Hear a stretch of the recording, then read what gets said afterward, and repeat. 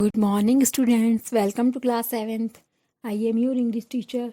बच्चों, आज मैं आपको इंग्लिश लिटरेचर का lesson 8 the goddess of the silk worm पढ़ाती हूँ। मीनिंग होता है सिल्क के कीड़े की देवी।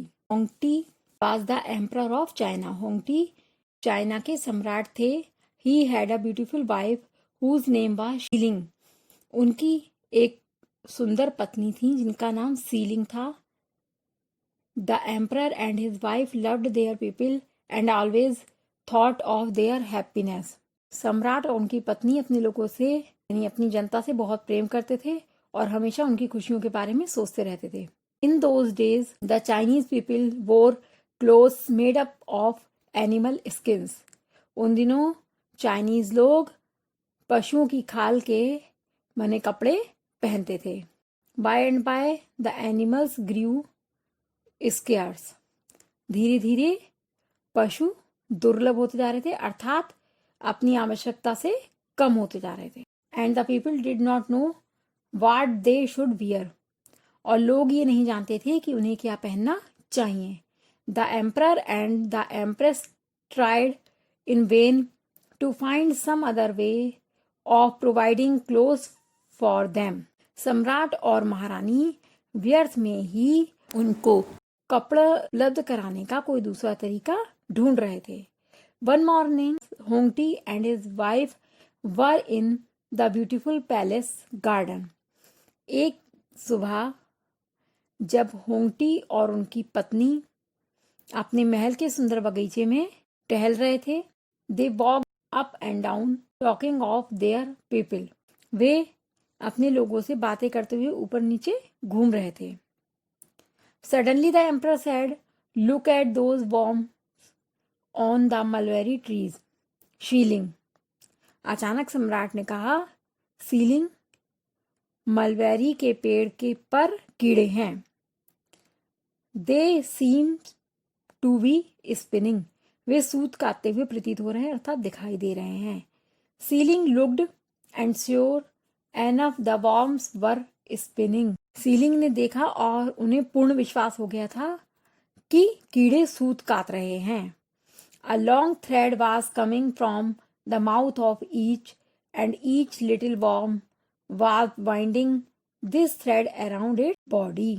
प्रत्येक कीड़े के मुंह से एक लंबा धागा बाहर आ रहा था और प्रत्येक छोटा कीड़ा इस धागे को अपने शरीर के चारों ओर बांध रहा था या लपेट रहा।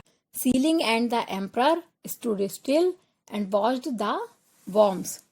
सीलिंग और सम्राट ने मौन अर्थात चुपचाप खड़े हुए कीड़ों को देखा। How wonderful said Siling. Siling ने कहा, कितने सुंदर हैं। The next morning Hongti and the empress walked under the trees again. अगली सुबह होंगटी और महारानी फिर से पेड़ के नीचे टहल रहे थे। They found some worms still binding thread. उन्होंने कुछ कीड़ों को अब भी धागा बांधते हुए देखा। Others had already spun their cocoons and were fast asleep। दूसरे पहले से ही अपने चारों ओर कुकून अर्थात रेशमी धागे का गोला बना चुके थे और सो गए थे। In a few days all of the worms had spun cocoons. कुछ दिनों में ही कीड़ों ने अपना कुकून्स काट लिया था, मतलब बिन लिया। This is indeed a wonderful thing said Xiling. Xiling ने कहा, वास्तव में यह एक आश्चर्यजनक चीज है। Why each worm has a thread on its body long enough to make a house for itself. प्रत्येक कीड़े के पास अपना घर बनाने के लिए उनके शरीर के चारों ओर काफी लंबा धागा क्यों है। Xiling thought of this day after day. Xiling ने कई दिनों तक लगातार सोचा। One morning as she and the emperor walked under the tree she said, I believe I could find a way to weave those long threads into cloth. एक सुबह जब वह और सम्राट पेड़ों के नीचे टहल रहे थे तो उन्होंने कहा, मुझे विश्वास है कि मैं इस लंबे धागे से कपड़ा बुनने का तरीका ढूंढ सकूं। But how could you unbind the threads asked the emperor. सम्राट ने कहा, लेकिन तुम धागे को कैसे खोल सकोगी। I will find a way, Siling said, and she did, but she had to try many time. Siling ने कहा कि मैं एक तरीका ढूंढूंगी, और उसने ऐसा किया, लेकिन उसने कई बार प्रयत्न किया। She put the cocoons in a hot place. उसने कुकून को एक गर्म स्थान पर रखा। Then the cocoons were placed into boiling water to make the thread soft. तब धागे को सॉफ्ट यानी कोमल बनाने के लिए उसमें उबलते हुए पानी में डाला। After that the long threads could be easily unbound. उसके बाद लंबा धागा आसानी से खुल गया। Now Xiling had to think of something else. She had to find a way to weave the threads into clothes. अब सीलिंग कुछ और सोच चुकी थी। उन्होंने धागे से कपड़े को बुनने का तरीका ढूंढ लिया था। After many trials she made a loom, the first that was ever made. बहुत से प्रयत्नों के बाद उन्होंने कपड़ा बनाने की मशीन बनाई जो पहली बार बनाई गई थी।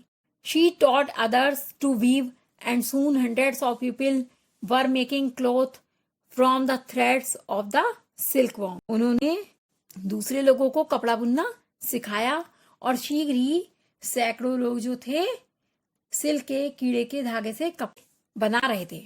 The people ever afterward called ceiling the goddess of the silkworm. लोगों ने कभी सीलिंग को रेशम के कीड़ों की देवी कहा।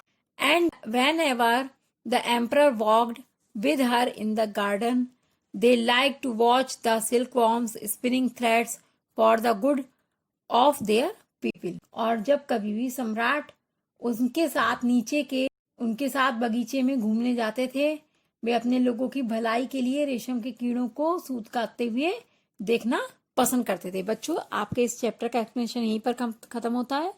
नेक्स्ट क्लास में मैं आपको इसका